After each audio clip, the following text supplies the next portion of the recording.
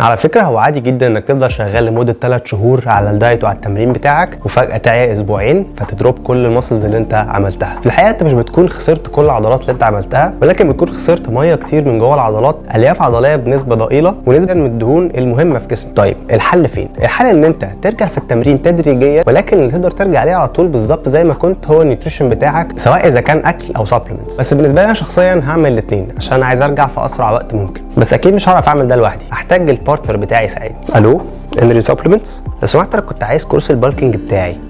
هو ده يوصل خلال قد ايه كده؟ الو رن.